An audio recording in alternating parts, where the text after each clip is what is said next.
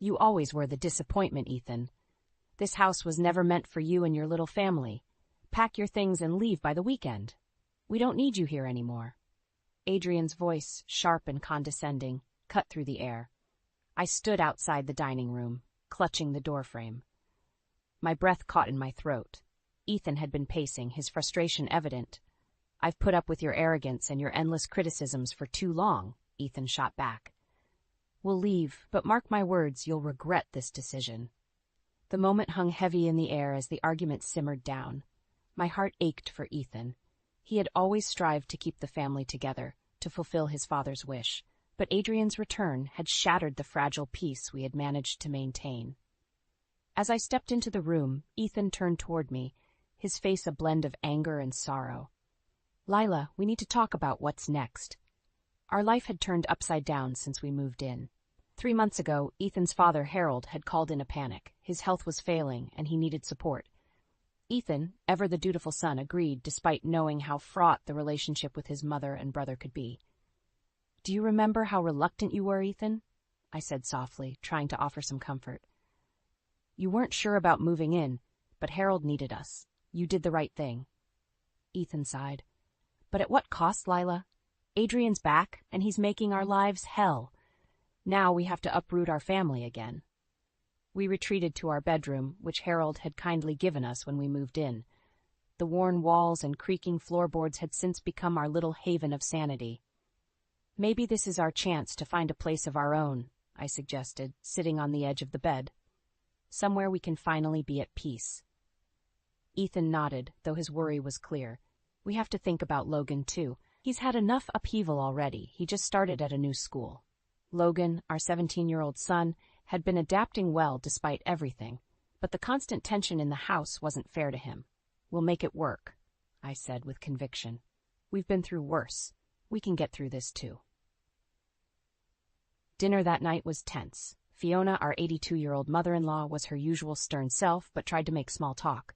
Harold, frail yet kind, only managed a few words, but his eyes spoke volumes of apology and understanding. Adrian sat smugly, as if he had already won. "Lila, could you pass the mashed potatoes?" Adrian's voice oozed mock politeness. I clenched the serving spoon, but handed it over. Ethan barely touched his food, his mind clearly elsewhere. Later, as we lay in bed, Ethan turned to me, determination in his eyes. "We'll pack up tomorrow and start looking for a new place first thing. We deserve a life free from all this." I squeezed his hand. Despite the turmoil, I believed in our ability to move forward. We had each other, and that was enough. Morning dawned, and the house was eerily quiet, a stark contrast to the tension that had filled it the night before.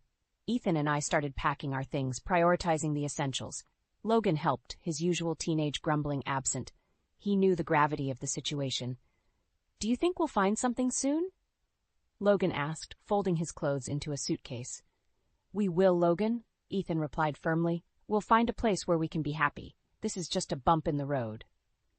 As we boxed up the last of our belongings, Harold shuffled into the room, leaning heavily on his cane. "Are you sure about this, Ethan?"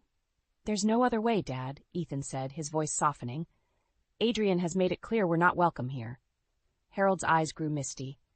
"Your mother? She favors Adrian, but I never wanted this. I'm sorry things turned out this way." I placed a hand on Harold's arm. "We know, Harold. You've always been kind to us." By midday, Adrian had made his presence known, sauntering into the room with a smug look on his face. "Need any help moving out faster?" he sneered. Ethan straightened, his fists clenching. "We're handling it, Adrian. Don't worry about us." Adrian laughed. "Oh, I'm not worried, just making sure you don't overstay your welcome." My jaw tightened, but I held my tongue. There was no point in engaging with him. By evening, Ethan's mother, Fiona, appeared in the doorway, her face a mask of indifference. "Dinner's ready," she said curtly. "You might as well eat before you go." The dining room felt colder than usual. Fiona and Adrian seemed to carry on as if nothing had happened, while Harold remained silent, his sadness palpable. We ate quickly, wanting to get the meal over with. "Mom, could you stop pretending everything is fine?"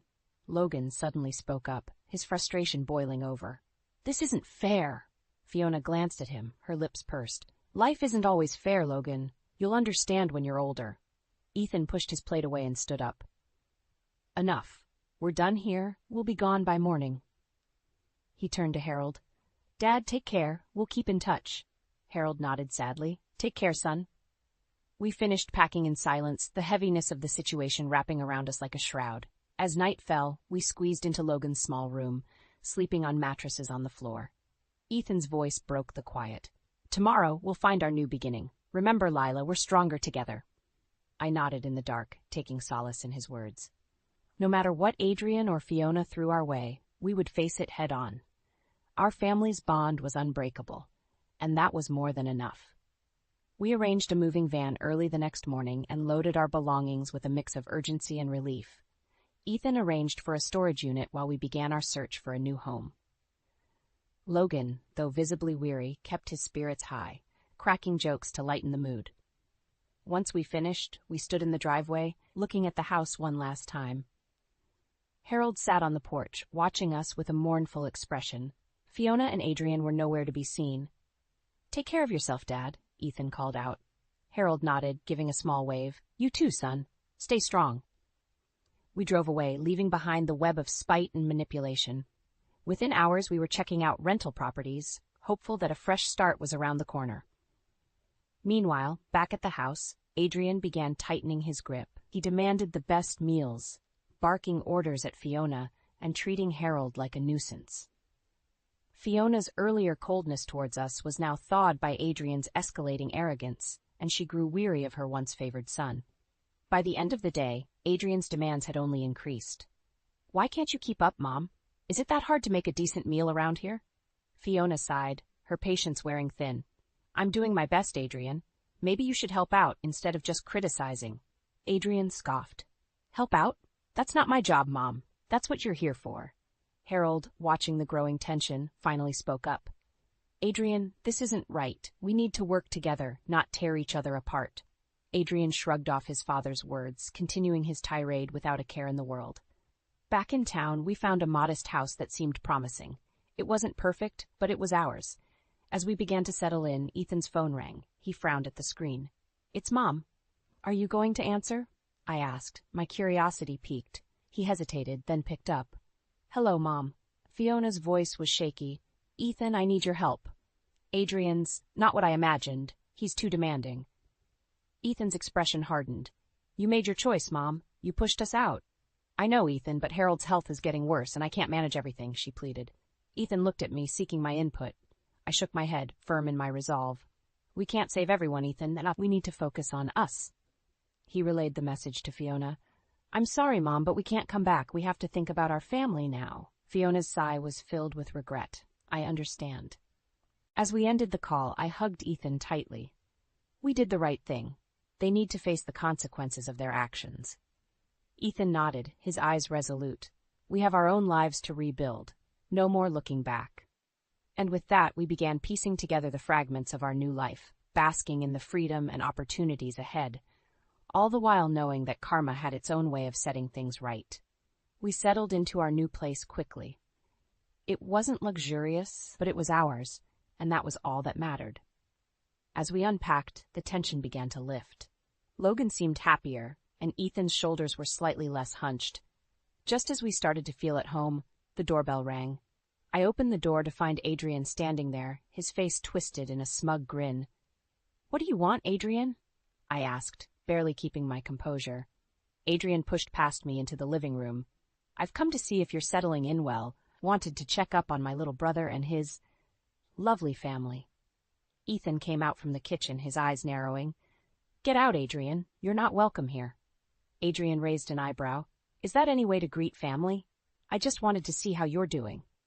We're doing fine, no thanks to you, Ethan snapped. You have no business being here. Adrian chuckled darkly. Oh, but I do. You see, Mom and Dad are struggling without your help. It's quite entertaining to watch. My blood boiled. How can you be so heartless? They're your parents. Adrian shrugged. They made their bed. Isn't that what you always say, Lila? Ethan stepped forward, his jaw clenched. You've said what you came to say, now leave. Adrian looked around, feigning disappointment. Such a pity. I was hoping for a cozy family reunion. But fine, I'll go for now. Remember, Ethan, you can run, but you can't hide from family responsibilities. With a final smirk, Adrian sauntered out. Dad, leaving a trail of tension in his wake. I turned to Ethan, my hands trembling. We can't let him get to us. We need to focus on us, remember? Ethan nodded, but the fire in his eyes was undeniable.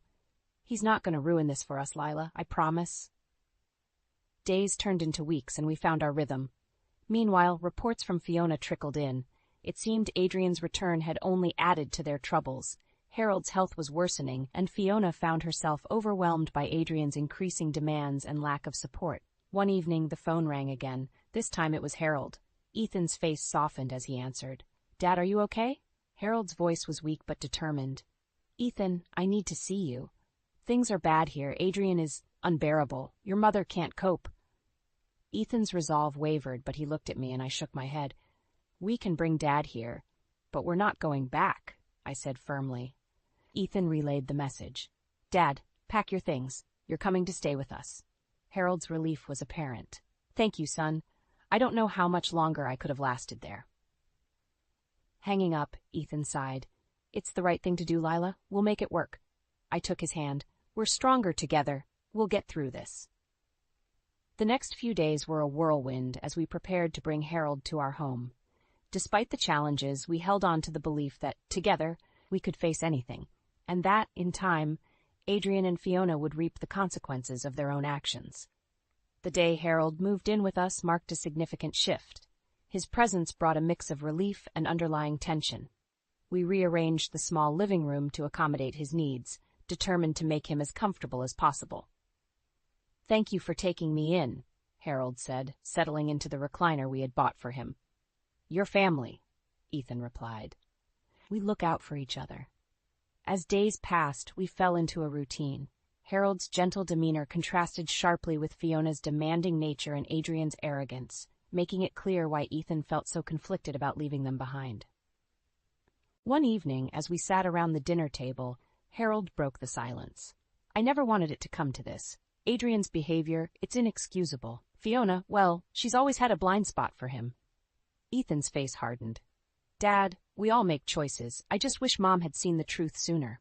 Harold nodded, sorrow etched on his features. I hope she realizes it soon. Adrian's already caused too much damage.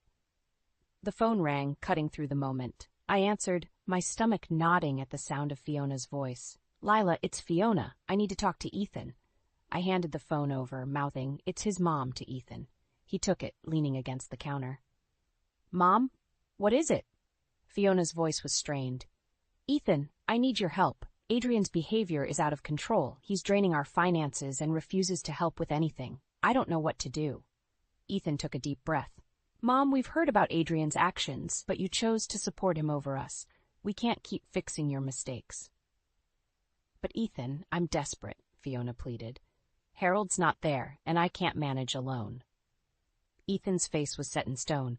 We're taking care of Dad because it's the right thing to do. But we can't rescue you from the choices you made. You need to figure this out. Tears welled in Fiona's voice. Please, Ethan, I can't do this alone. Ethan's resolve showed no cracks. You have Adrian, Mom. He's your son, too. He hung up, exhaling deeply. We have our own lives to lead, Lila. We can't keep getting drawn back. The next morning, as Harold and I sat on the porch, he looked at me with a sad smile. You've given me a second chance at peace, Lila. No matter what Fiona says or does, you've done more than enough. I squeezed his hand. We're just glad you're here with us. Later, Ethan took Logan out for some father-son time, while Harold and I enjoyed the quiet.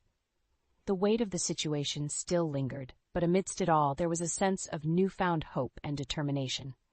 As the sun set, casting a warm glow over our small newfound sanctuary, we felt a glimmer of the future, one free from the past's relentless grip. In those quiet moments, we knew that, despite the chaos behind us, we were forging a path forward stronger than ever before. Life in our new home settled into a calm, manageable routine. Harold's presence was a constant reminder of the past, yet also a testament to the strength of our family. He found peace in the simple joys, afternoon walks with Logan, quiet meals together, and watching old westerns in the evenings. One afternoon, while I was preparing dinner, the phone rang.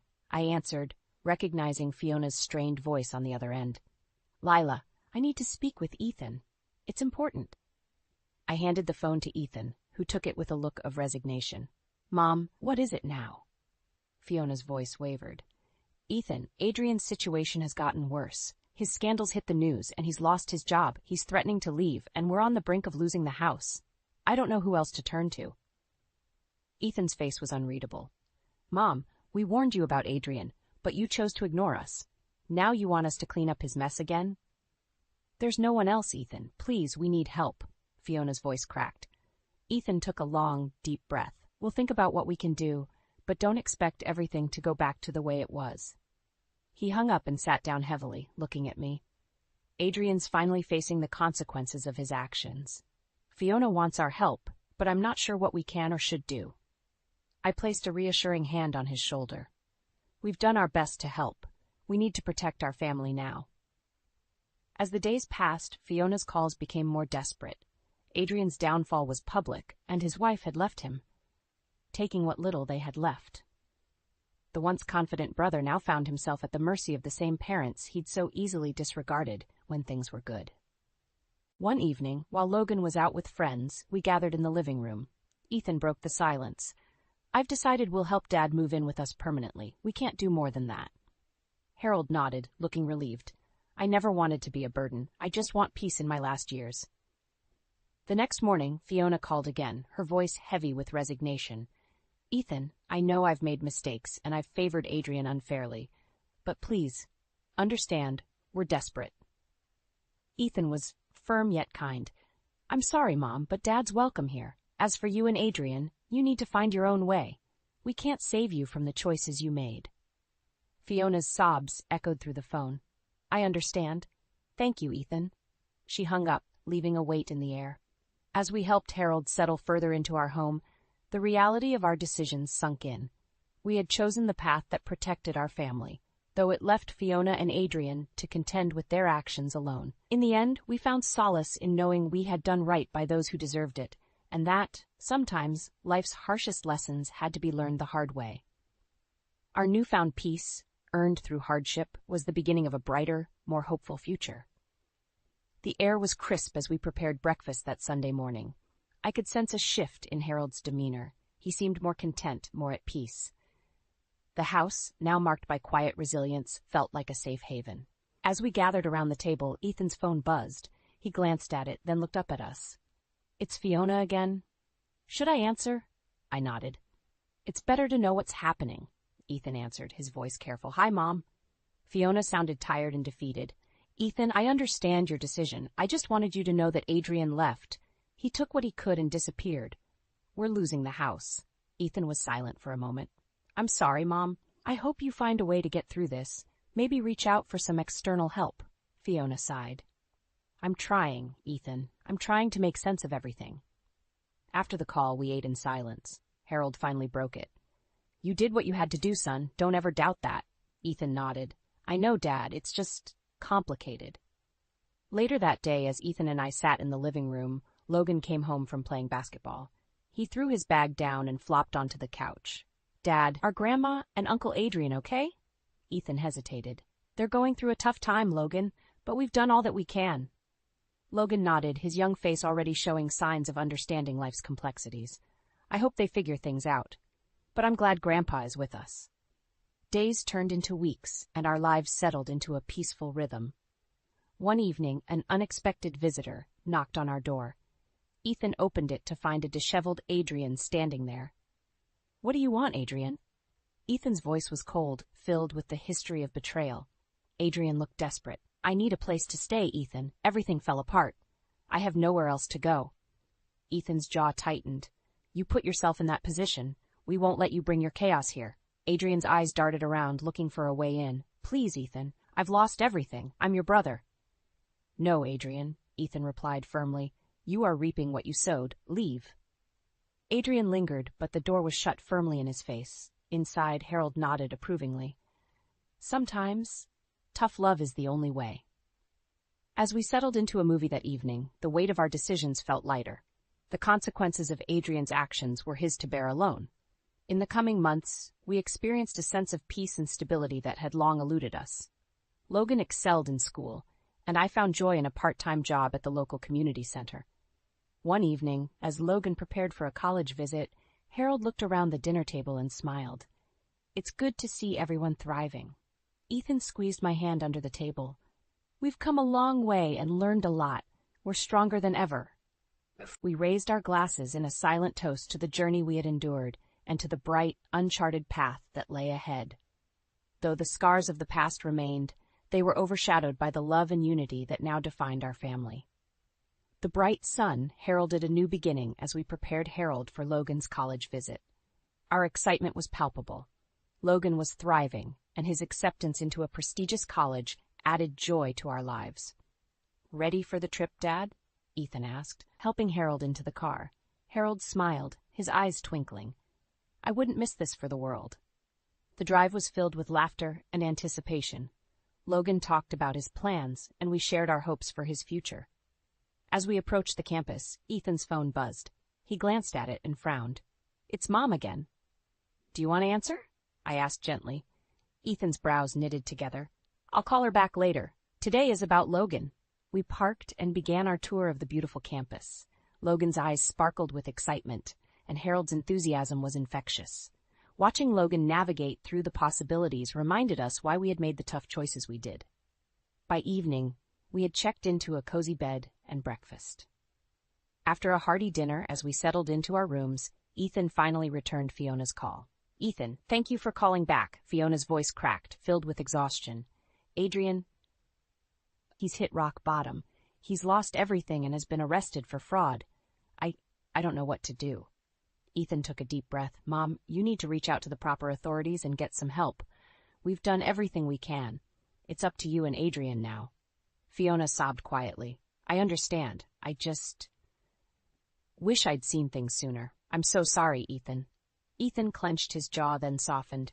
"It's in the past now. Focus on making things right. We can't fix this for you, but I hope you find the strength to move forward." After he hung up, Ethan sighed deeply. "It's never easy, is it?" I placed a comforting hand on his shoulder. "No, but we're making the right decisions for our family." The next morning, we continued our tour. By lunchtime, Logan had already made a few friends and explored enough to feel confident in his choice. Harold beamed with pride, and Ethan looked more relaxed than he had in months. As we prepared to head back home, Harold spoke up. "This visit, it's a reminder of what we've accomplished as a family. Logan's future is bright, and we've built something strong and enduring." I nodded, tears welling up. "We've gone through so much, but it's brought us closer together." Ethan squeezed my hand. "We'll keep moving forward. Together." The drive home was quieter, filled with reflections and hopes for the future. As we pulled into the driveway, it felt like returning to a sanctuary, a place we had fought for and earned. We helped Harold inside and settled back into our routine. The weight of the past had lifted, replaced by a sense of peace and anticipation for the future. That evening, we gathered around the dinner table once more. "To new beginnings," Ethan said, raising his glass. "To new beginnings," we echoed, clinking our glasses together. As the sun set, casting a warm glow over our home, I looked around at my family, feeling a profound sense of gratitude. We had faced the storm and emerged stronger, ready for whatever lay ahead.